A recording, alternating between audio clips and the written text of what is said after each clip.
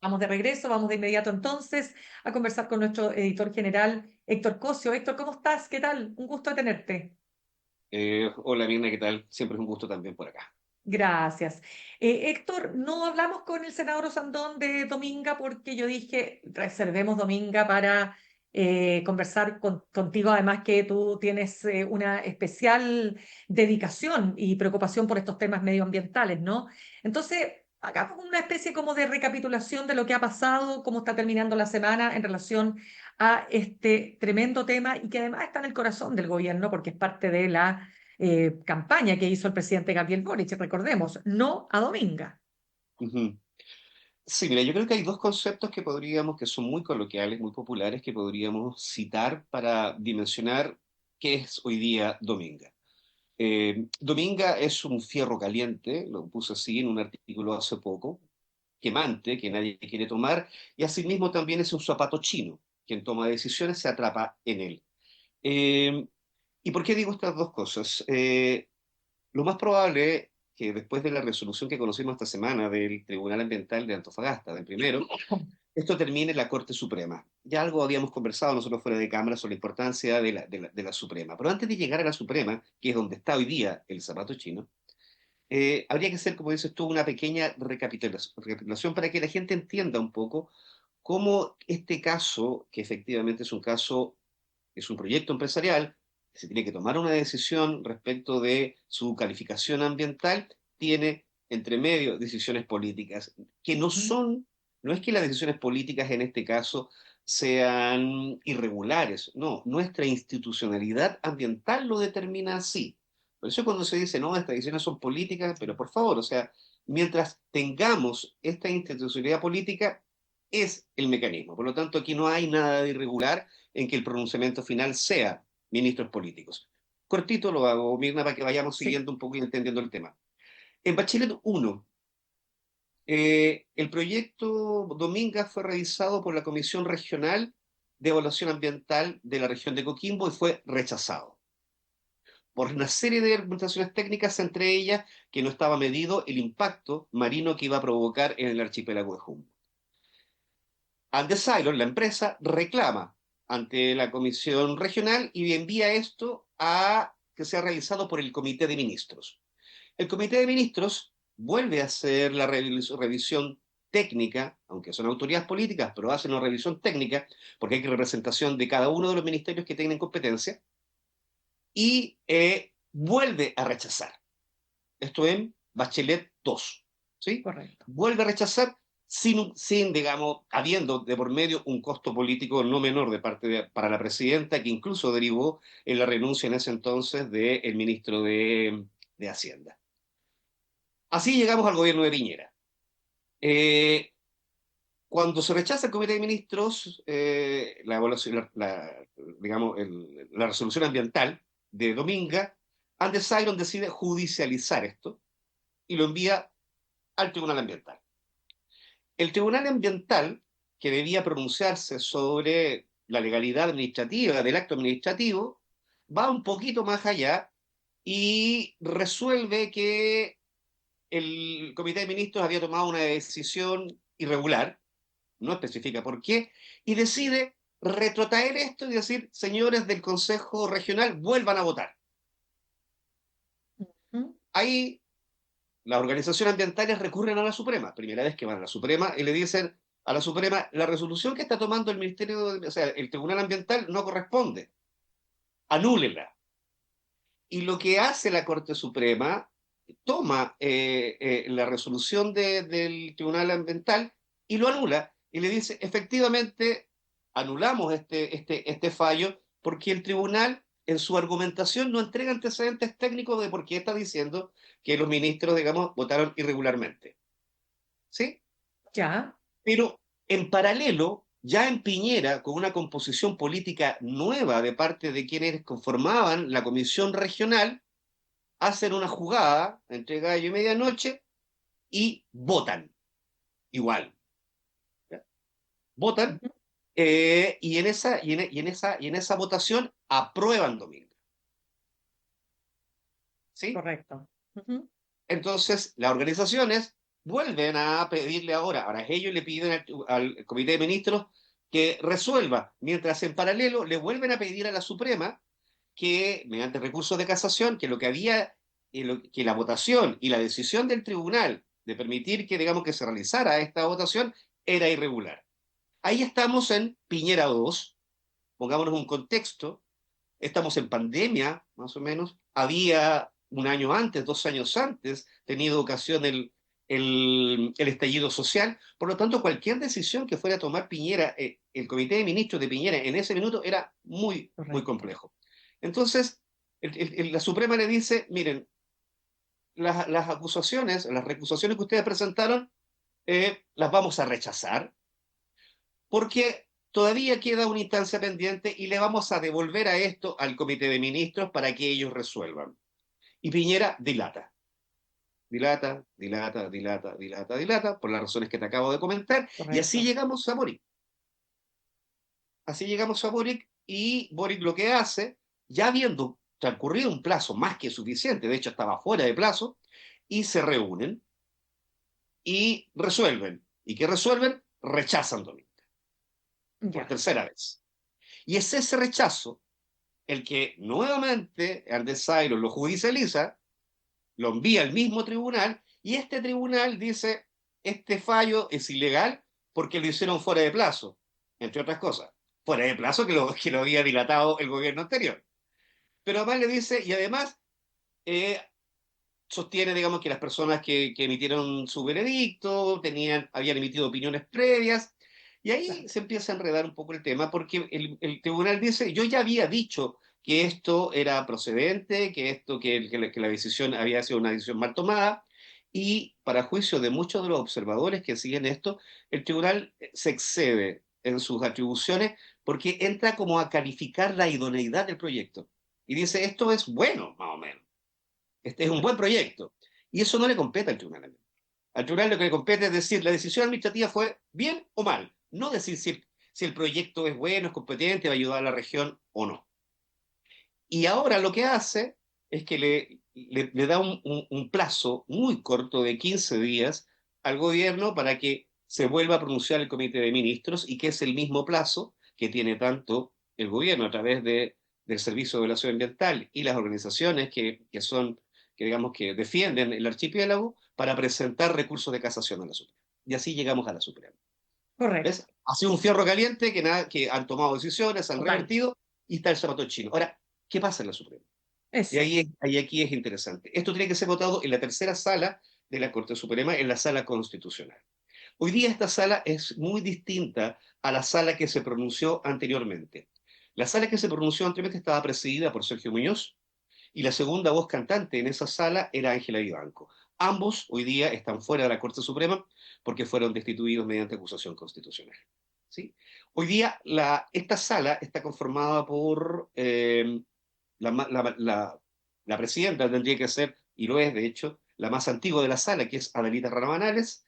Se sumó un nuevo ministro, que es el ministro Diego Simpertegui, y un tercer ministro titular que estaba, pero que se fue y ahora regresó, es Jean-Pierre Muñoz. Ujú. ¿Sí? Y aquí tenemos otro elemento político que hace que esto sea un zapato chino. Lo más probable es que en esta sala, que no sabemos cuál va a ser la orientación que va a votar, ya que no están dos de los ministros que empeñaban las voces cantantes, como Muñoz y Vivanco, eh, es probable que Jean Primato se inhabilite o que lo recusen. ¿Por qué? Y aquí se vuelve esto, digamos, a poner digamos, con más sombras todavía por la figura de Luis Hermosilla. Y aquí hay que recordar dos cosas.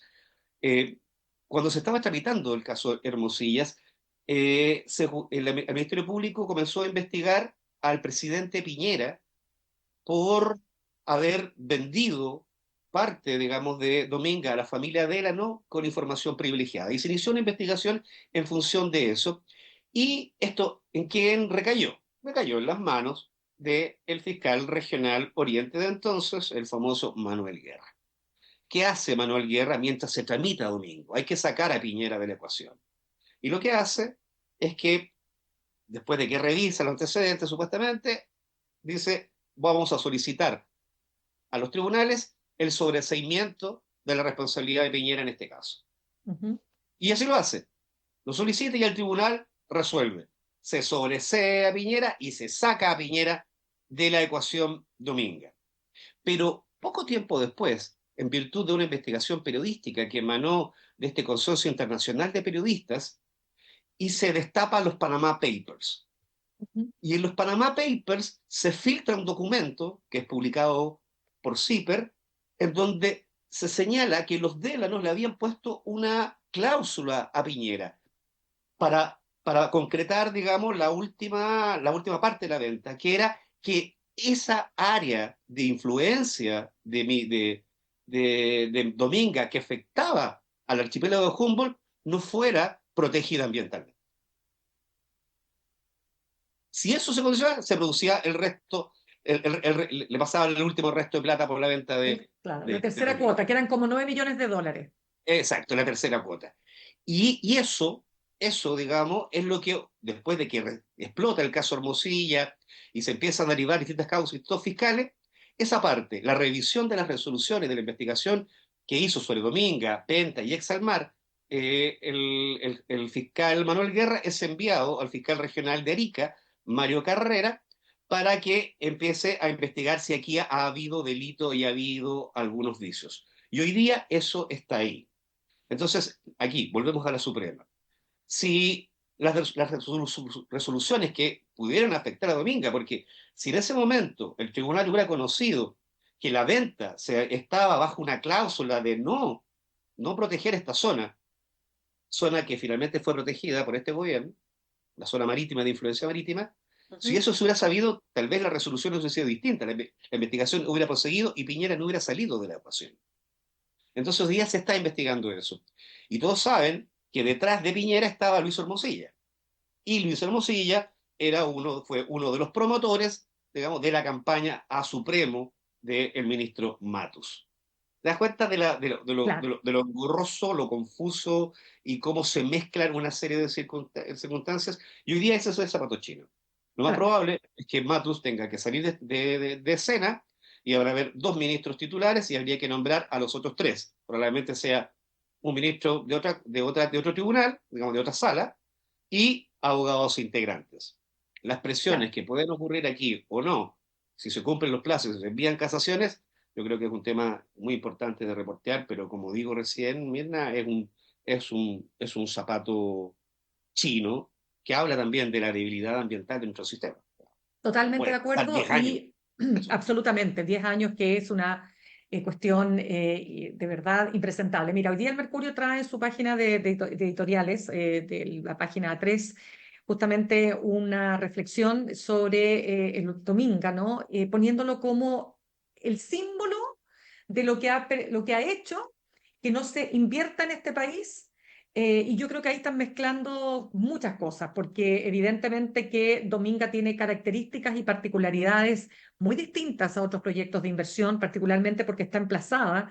Lo que se pretende hacer es emplazarlo en una zona que es considerada internacionalmente como una zona de una riqueza en biodiversidad, para que hablar de el pingüino Humboldt, de la ballena azul y de toda la riqueza marina y todo el ecosistema, ¿no es cierto?, que se vería afectado por este megaproyecto. Y aquí yo creo que independiente de que, por supuesto, la empresa tiene todo el derecho y el deber de entregar su visión y sus planteamientos técnicos respecto a la viabilidad del proyecto, yo creo que aquí sí es que yo considero que hay que escuchar a la comunidad científica. La Es comunidad que, científica y no solo la medioambital, la comunidad sí, científica, sí, que es la que te habla y, y- de los alcances que esto tiene. y en eso tienes pero absolutamente toda la razón. Esa es una de las presiones por cual el gobierno hoy día está bien comprometido, porque tú hablabas también de esta oferta de campaña, pero más allá, digamos, de la promesa de campaña que había hecho Boric en su minuto, esta zona en específico no puede estar, como decías tú, dentro de esta variable de la permisología. Tenemos una debilidad ambiental, sí, se nota, es evidente, pero no puede estar metida en esa juguera, porque efectivamente la zona, para que un poco la gente entienda también, la zona del archipiélago de Humboldt, que contempla dos regiones, una parte de Atacama y una parte de Coquimbo, no es solo un lugar donde están efectivamente especies en peligro. Es hoy día, es como entendamos lo siguiente, archipiélago de Humboldt es para Chile lo que la isla Galápagos es para Ecuador. O sea, hay que entender un poco, digamos, no se trata solo Mm, de un reservorio de especies en claro, peligro, se trata de un espacio en donde se producen una cantidad, digamos, de sinergias biológicas que lo hace este espacio un espacio único en el mundo, donde el equilibrio ecosistémico, y eso lo ha dicho en la comunidad científica, como decías tú, chilena e internacional, pero de manera muy contundente. Todos los informes científicos en cada una de las áreas son muy contundentes. Este espacio es muy, muy, muy frágil y la alteración de este espacio no solamente involucra a las especies, o sea, la cadena, digamos, de influencia, si esto cambia, es a nivel global y eso mm, definitivamente también afecta a los seres humanos. No se trata solamente de proteger a los exacto. animales, querida Bueno, Emily. exactamente. Y ese es un punto, por supuesto, que vamos a seguir analizando en nuestro diario, El Mostrador. Déjame, Lo Héctor, hacemos. aprovechar también, antes que se nos acabe el tiempo, de una noticia que, por supuesto, en el marco internacional, con lo de Siria, claro, uno diría, no tiene tanta importancia, pero a mí me parece que es muy interesante lo que ha generado este primero hecho que uno dice, ya, este es un crimen, ¿no es cierto?, de un pistolero, qué sé yo, furtivo, que aparece y mata al CEO de la empresa, de la compañía de seguros de salud más importante de Estados Unidos, como es United Healthcare, que es la que para todos los efectos es la que recibe y la que tiene las mayores utilidades, ¿no es cierto? Se habla de 22 billones de utilidades de dólares en Cuarenta el por ciento año. el último año, casi 40% de utilidad. Exactamente. En relación a las otras dos que hay, ¿cachai? Que es la Cigna y la Elevance, que cada una tiene entre 5 y 6. Tú sabes que los gringos hablan de billones, pero Sí. bueno, de utilidades. ¿Pero por qué lo planteo? Porque a propósito del crimen de este CEO y de la detención de Luigi Mangione, que no es el típico atacante, ¿no?, de este tipo de hechos policiales. Aquí estamos hablando de un joven que pertenece a una familia acomodada, que va a un colegio acomodado, que va a una universidad de las más prestigiosas del mundo y de Estados Unidos, como es la Universidad de Pensilvania, y además en condiciones y características muy particulares, porque cuando dispara, ¿no es cierto?, con una pistola que además es hecha en una impresora 3D, con este silenciador y con las balas que tienen tres frases, o sea, tres palabras que son muy importantes Mm. para entender el fenómeno. Deny, delay, depose. Deny, negar, delay es posponer o dilatar, y depose es deponer o derechamente derrocar. ¿Y Mm. qué es lo que quiere plantear esto? Aquí viene el punto, que dice relación con lo que ha puesto en evidencia este caso, y es cómo funciona el sistema de salud norteamericano. Y hay un reportaje que yo recomiendo del New York Times, que es extremadamente interesante desde el punto de vista, es un reportaje audiovisual, donde distintos médicos de distintas especialidades van contando cómo ellos y sus pacientes tienen que lidiar con un sistema que establece una cuestión que es súper importante, que se llama el prior authorization, que es Sí. la autorización previa. Previa. ¿Qué significa esto? Pero para dejarlo súper claro, Héctor, tú vas Mm. al médico, ya, pero el caso más extremo, tú te diagnostican un cáncer, tiene que partir la quimioterapia. Bueno, ¿qué es lo que ocurre? No es que se activa el sistema, no. Tú tienes que pasar por este prior authorization, o sea, la autorización previa, para que la compañía de seguros determine si es que va a proceder y cómo va a proceder. Y lo que dicen estos médicos es que en muchas ocasiones o demora tanto que la persona termina muriendo, o derechamente te lo niegan. Y fíjate que cuando ocurre esta demora, te dicen hay tres caminos. El camino es que pagues tú. Mientras tanto, se resuelve el proceso burocrático, pero es que resulta que es tan caro todo en Estados Unidos que eso es imposible. Y aquí viene el segundo camino, abandonar el tratamiento. Y eso ocurre, escúchame por favor este dato, en el 80% de los casos. Y eso es lo que está de base y por eso este crimen terrible ha generado, escúchame lo que te estoy hablando, Héctor, simpatía en una parte de la población de Estados Unidos. Sí, tú lo hiciste un muy buen resumen. Mira, tal vez yo te podría agregar que, y esto a nivel también político, mira, escuché al portavoz de la Casa Blanca hablar sobre eso. Ellos tienen que condenar la violencia, pero la palabra en que lo dice yo creo que resume muy bien lo que acabas de señalar, que sobre este crimen, ciertamente digamos es inaceptable, pero lo que hace es poner sobre escena un problema que no es de ahora. Sí, lo que tú señalas, hubo en junio del año pasado protestas importantes en Estados Unidos con gente viajando a diferentes estados precisamente por este tema de la autorización previa. El problema de la salud en Estados Unidos es terrible, es carísimo Claro. y además con una cobertura muy, muy baja precisamente por los altos precios. Y aquí con eso resumo, yo creo que un poco políticamente eso, es que el portavoz de la Casa Blanca dice, es inaceptable todo tipo de violencia, eh, más o menos, incluso por la avaricia corporativa. O sea, ya te resume. En Imagínate, esa palabra, dos cosas. La violencia es inaceptable y hay una avaricia corporativa. tremendo. Sobre esa avaricia corporativa y la negación de salud, diría que hay un malestar, pero muy, muy, muy profundo. O sea, yo creo que gente que tiene amistades y conoce sabe lo difícil y lo caro que es atenderse a la atención de salud en Estados Unidos. Y claro, hoy día la figura de este personaje, que además dejó ahí un manifiesto Claro. que fue revelado digamos, por medios internacionales, donde da cuenta la animadversión respecto de esta avaricia corporativa que está muy presente en muchas de las empresas en Estados Unidos y donde él derechamente trata en este caso, a los directores que se iban a juntar antes, digamos, de la Del muerte de Oliver asesinato. Thompson, como unos tacaños parásitos, ¿no? Unos parásitos, digamos, del sistema.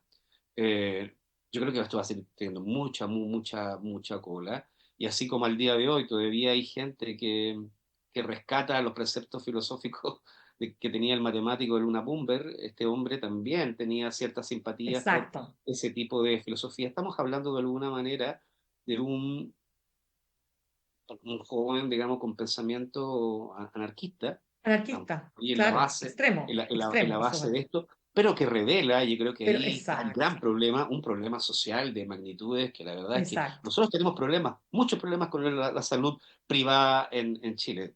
Si no es cosa de ver, digamos, cómo están las ISAPRES en este minuto. Por Pero en Estados supuesto. Unidos esta cosa es 20, 30 veces No. peor. Pero es tremendo y se ha tratado de cambiar, no te olvides cuántas veces con todas las oposiciones, porque es un gran negocio. O sea, si hay un negocio impresionante en Estados Unidos, es el negocio de la salud a costa de la vida de las De la personas salud de la gente. y de la salud de las personas. Fíjate, yo realmente, mira, voy a tratar de subir a las redes este reportaje del New York Times. Como te digo, audiovisual, que es una Sí. pieza de 8 minutos, pero que te hace un análisis, pero mira, perfecto, perfecto de lo que hay detrás y eso es lo que llama la atención, que lo primero que naturalmente uno espera es que todo el mundo condene un crimen de estas características, pero fíjate lo que pasa en la práctica, ¿no? Que lo que despierta este crimen es esta indignación y esta rabia que siente parte importante del pueblo norteamericano contra estas La gran compañías, mayoría. estas grandes corporaciones de salud, que se enriquecen a costa de la vida de las personas. Eso me Sí. parece que es un tremendo tema, digno de una película o de una serie. No, es un guión que no necesita Totalmente. agregarle nada más. Nada Nada más. más. Ya pues, Héctor, llegamos al final del programa. Ya te despido y te agradezco muchísimo que hayas estado con nosotros. Que estés muy bien, Mirna. Chao, chao. Gracias, gracias. Bien, saludamos a nuestros auspiciadores. Ahorrar cotidianamente se puede y de forma organizada, rápida y online con Ahorrando, la nueva funcionalidad de tu app Coopebutch, en donde puedes programar ahorros de manera fácil y entretenida, eligiendo tus propias reglas y metas. Haz que el ahorro sea parte de tu vida con Ahorrando de Coopebutch. Más información en coopebutch.cl. Y en el camino hacia un mejor futuro, muchos factores influyen, pero solo uno tiene el poder real de hacer la diferencia. Tú. Recorre tu camino con nosotros, la Academia, Universidad acreditada y adscrita a gratuidad, academia.cl.